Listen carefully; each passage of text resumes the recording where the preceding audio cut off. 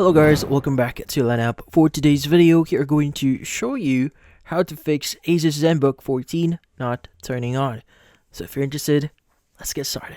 So if you're having problems with your Zenbook here and it's not turning on, there are going to be a few things that you could try.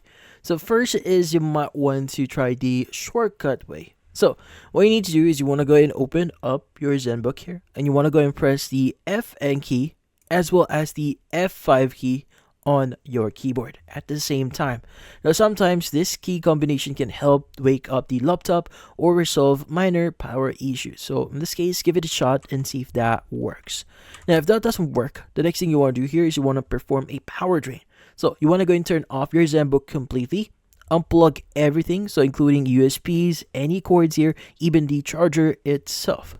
Now you want to go ahead and press and hold the power button for a number of seconds. So in this case, it's going to be around 40 to 60 seconds. So this drains any residual power and can reset the system. After that, plug it back in and try turning it on again and see if that solves the issue. Now, if that doesn't work, you might want to use your keyboard shortcut for display reset.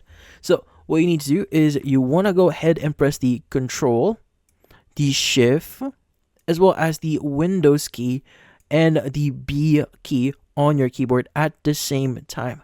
So this command resets the display drivers and might fix the issue, especially if the screen is graphics related problem. But in this case, that's about it.